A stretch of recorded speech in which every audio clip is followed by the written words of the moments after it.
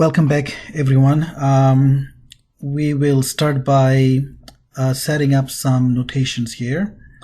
And written in this fashion will denote the set of all positive integers. These numbers are also known as counting numbers or natural numbers. Z, again written in this specific way, is the set of all integers. Q will denote the set of all irrational numbers.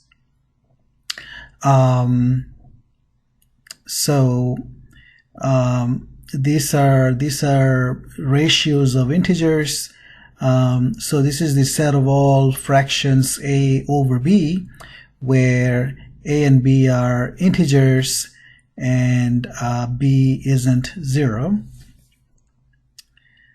R is going to denote the set of all real numbers, and C will denote the set of all complex numbers. So this is the set of all numbers of the form A plus BI, where A and B are real numbers, and I denotes the square root of -1. In other words, the square of I is -1.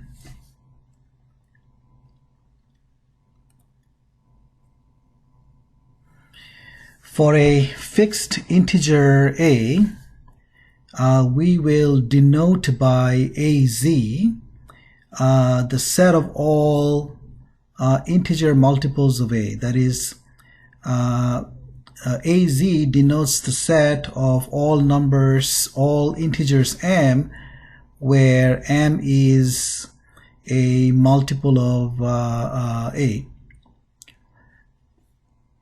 So as an example, what is 3Z?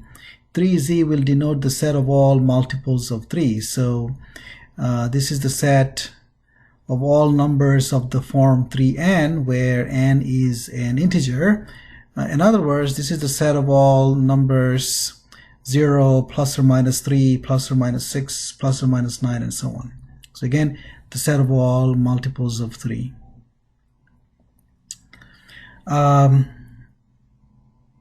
Is AZ closed under addition and subtraction? So what do I mean by closed under addition and subtraction? So what I mean by that is that if I pick two numbers in AZ, and if I add them, do I get a number in AZ? And also, if I subtract a number in AZ from another number in AZ, do I get a number in AZ again? And the answer is yes. AZ is closed under both addition and subtraction. The reason is if you add two multiples of A, you end up with a multiple of A, and if you subtract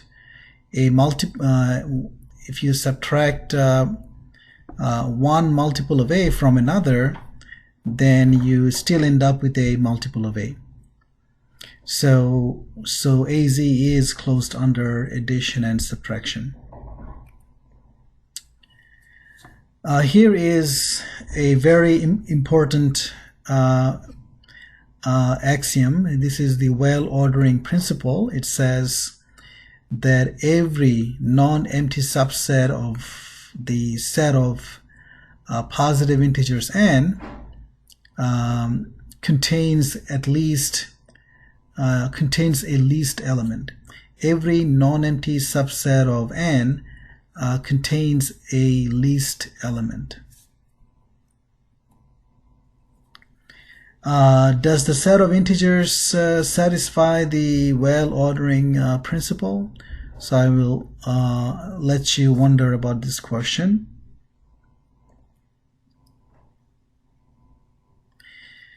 Okay, now we turn our attention to divisibility. Let A and B be integers. A is called a multiple of B if A is equal to BQ for some Q in Z. So in other words, we say that A is a multiple of B if A is equal to B times another integer Q. We also say that B is a factor of A. We also say that B is a divisor of A, or B divides A, which we denote by B vertical slash A. So this notation B vertical slash A, that it means that B is a divisor of A.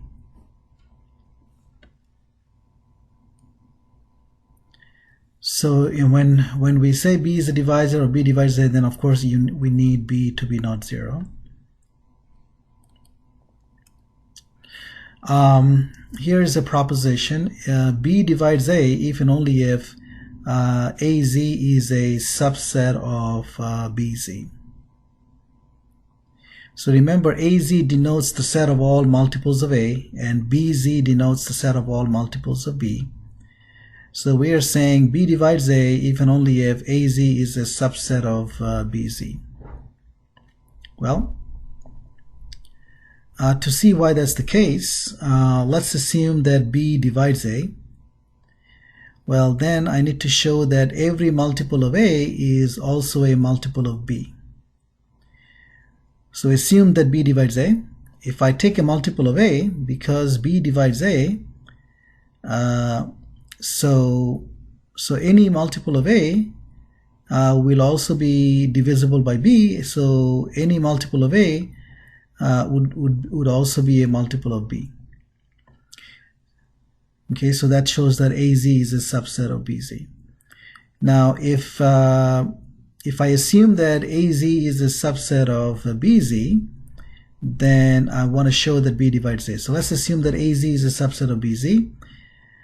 In that case, A is A belongs to AZ, so that means that A belongs to BZ, which means that A is a multiple of B. Well, if A is a multiple of B, then B divides A. So it proves the implication the other way around. This is a very important result. This is called the division algorithm. Let A be an integer and B be a positive integer. Then there exists unique integers Q and R. Q is called the quotient and R is called the remainder, such that A is equal to BQ plus R, where R is a number between 0 and n minus 1.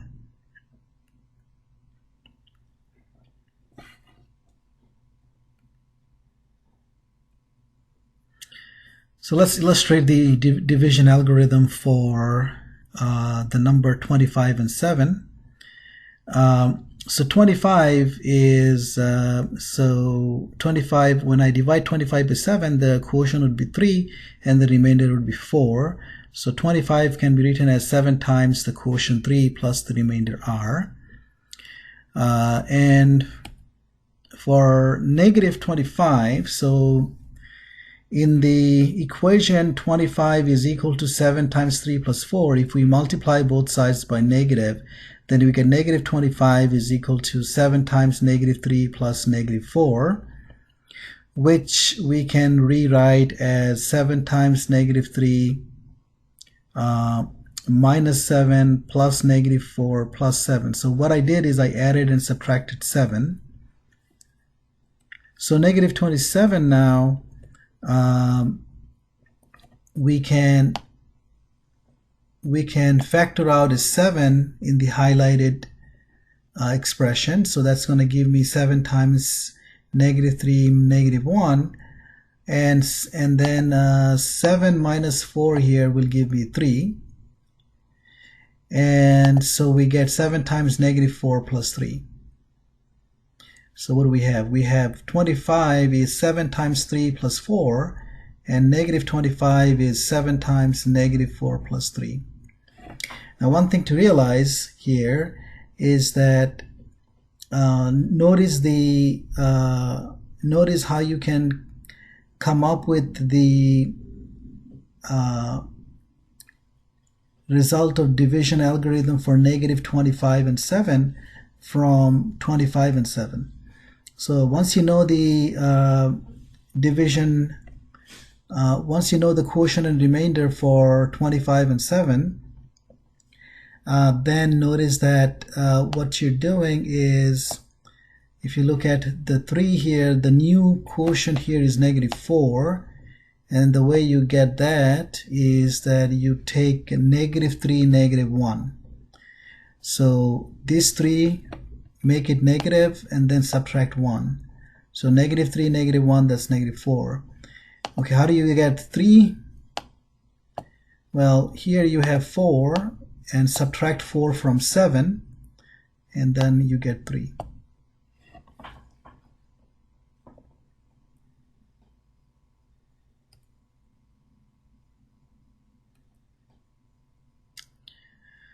Okay, so generally let m and n be positive integers. By division algorithm, we have q and r such that m is nq plus r, where r is between 0 and n minus 1. If we apply the division algorithm to negative m instead, then what do we get?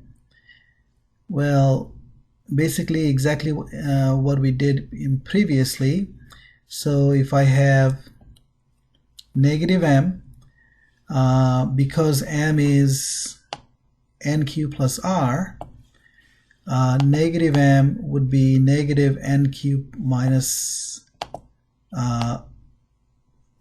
r, and then what we do is we add and subtract n. So I have minus n plus n that I added, and then from the first two I factor out the n. I get n times negative q minus 1, and then here we have n minus r.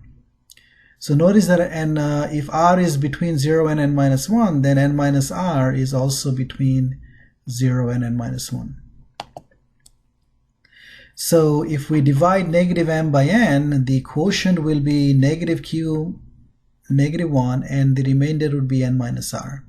So where r is the remainder when you divide m by n, and q is the quotient when you divide m by n.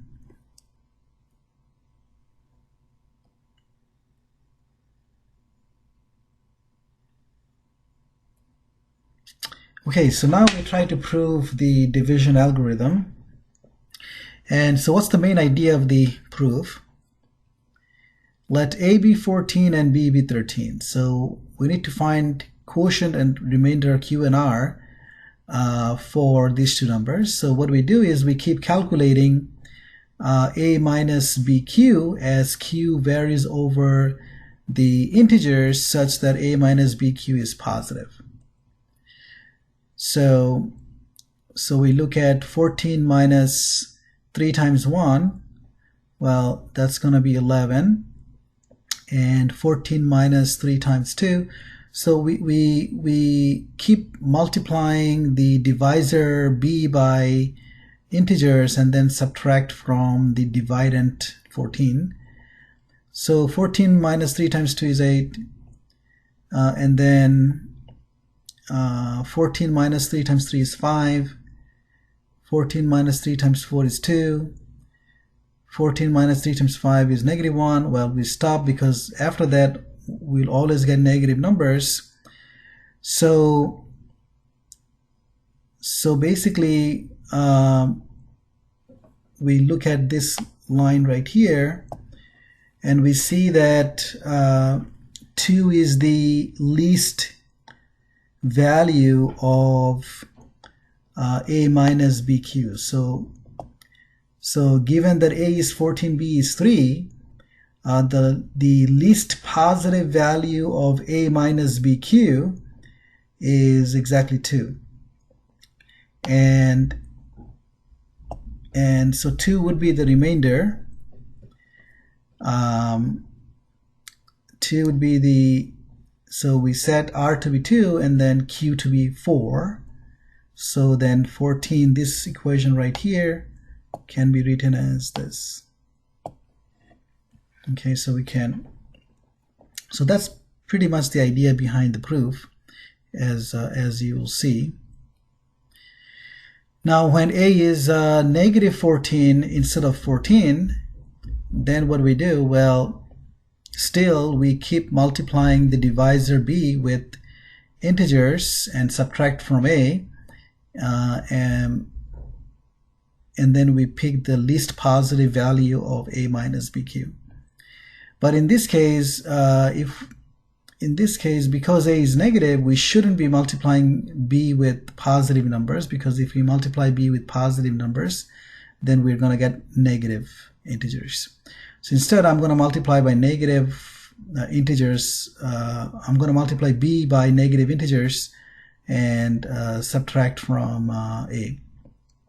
So we get A minus B times negative 1, that's going to be negative 14, negative 3 times negative 1, that's going to give me negative 11. And then I try A minus B times negative 2, and that's going to give me negative 14 minus 3 times negative 2, which is negative 8. And A minus B times negative 3 would be negative 14 minus 3 times negative 3 would be negative 5. Next I try negative 14 minus negative 3 times negative 4, which is going to give me negative 2. And then negative 14 minus negative 3 times negative 5, that's 1. And negative 14 minus 3 times negative 6, that's 4. So notice that I got a positive number now.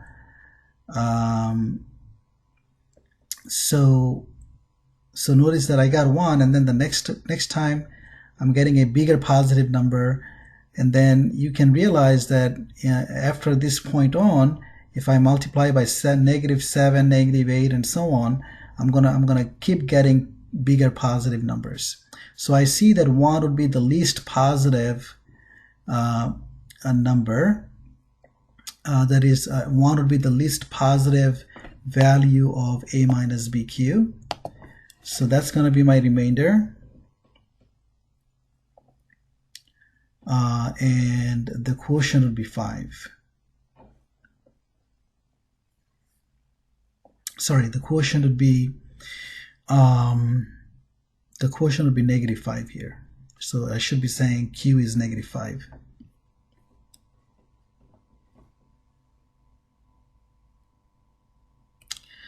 Okay, so let's proceed to the proof. So again, we are trying to prove the division algorithm.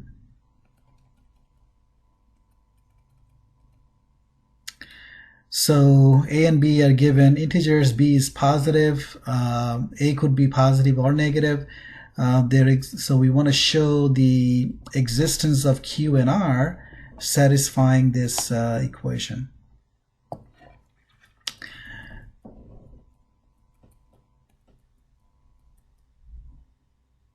Okay, so how do we show that Q and R exist? Well, we are going to define a specific set of numbers. So let R be the set of all numbers of the form A minus BQ, where Q varies over the integers. And then let R plus be the set of all non-negative integers belonging to R. Then R plus must be a non-empty set, a set of positive integers. R plus should be a non-empty set of non-negative integers. Why is that the case? Well, let's see. That is, I want to show that R contains a positive number. Well, notice that if A is positive, then just pick Q to be 0, then you get a positive element of R. If A is negative, then if you pick Q to be A minus 1, then you'll see that you also get a positive number. So we know that R contains positive numbers. So So I can be assured that R plus is a non-empty set. Being a non-empty subset of the non-negative integers, we can say by the well ordering principle that R plus contains a least element, which we denote by R. Since R plus has a least element, which we're denoting by R, and so R being a member of R plus, it is also a member of R, which means that R must be of the form a minus bq for some q, for some integer q. So as a result, we can write a is equal to bq plus R. So we just found q and R such that a is bq plus R, but we still need to justify that R is less than the divisor b. So we contend that R is less than b. Indeed, if it were the case that R is larger than b, then R minus b would be between 0 and R. And notice that R minus b is a minus bq minus b, which is a minus b times q plus 1. Well, that simply tells you this is a number of the form a minus b times an integer, so it belongs to R. So it means that R minus b is a number that belongs to R plus. But R minus b, being a member of R plus, and it is strictly less than R, contradicts the status of R as the least element of R plus. Thus, it must be that R is less than b. Okay, so this concludes the proof of the existence of Q and R. Now we prove the uniqueness of Q and R.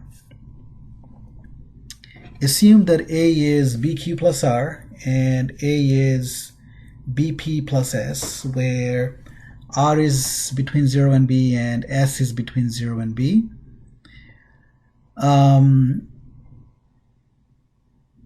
So in other words, we are assuming that QR, the pair QR and the pair PS, they satisfy the conclusion of the division algorithm.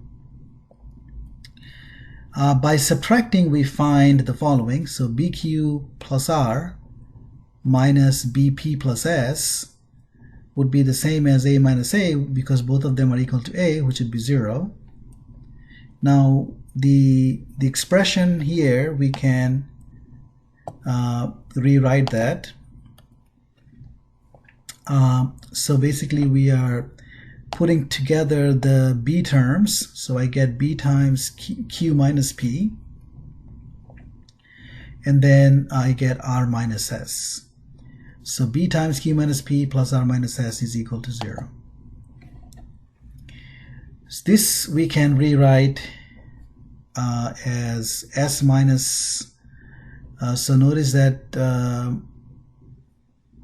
we can take S and R to the right hand side, so then it's going to become S minus R. So we see that S minus R would be B times Q minus P.